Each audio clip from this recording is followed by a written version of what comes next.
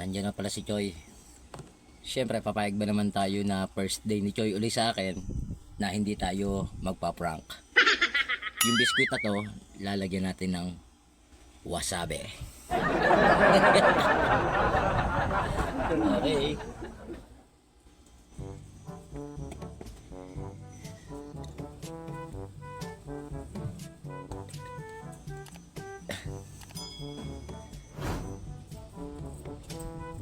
Uy, sarap nito, Choy. Kapit na kapit to.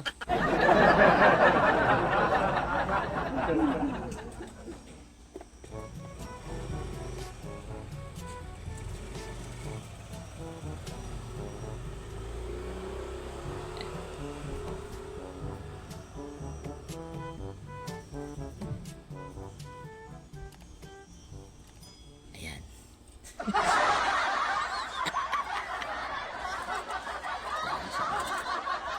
Yari siya ngayon.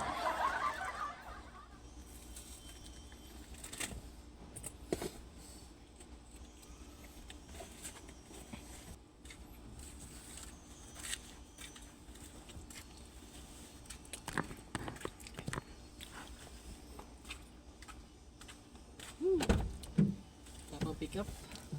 Saan ka galing? Nagkakantay na akong parcel. Sa? Mamaya pa daw eh. Mamaya pa raw? Ano oras? Stress. Ano oras? Stress daw. Stress?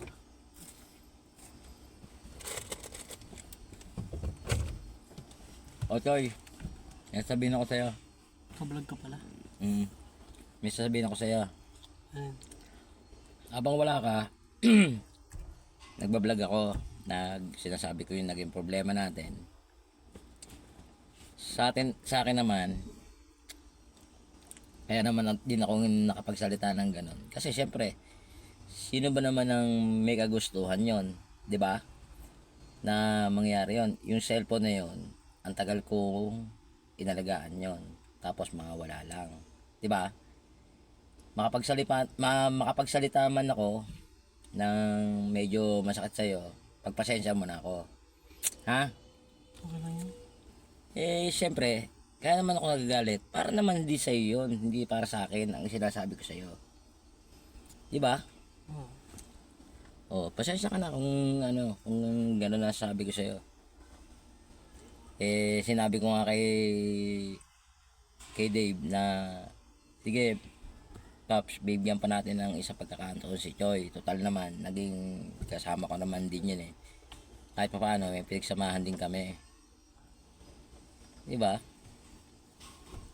May pinagsamahan din tayo. Kaya, ang masasabi ko lang sa'yo, pag yung oras ng trabaho, trabaho lang. Diba? Tigilan mo muna yung pagpupuyat. Pwede ka namang magpuyat ng, halimbawa, Miyerkules, wala tayong biyahe. Ay, Miyerkules, diba? Coding. Pwede ka namang magpuyat ng Martes, biski huwag ka matulog.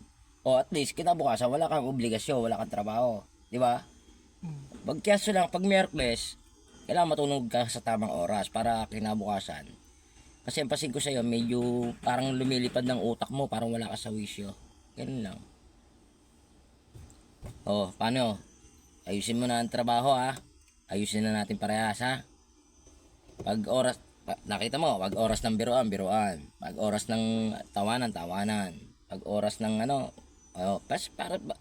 ang ano ko lang, pag oras ng trabaho lang. Mag-focus muna tayo doon, ha?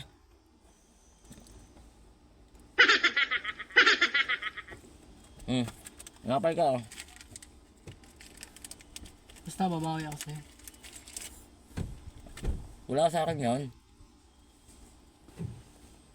Wala sa akin yan.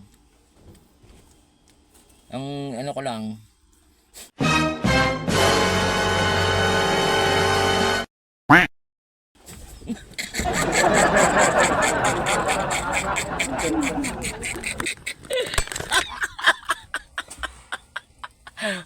Joy!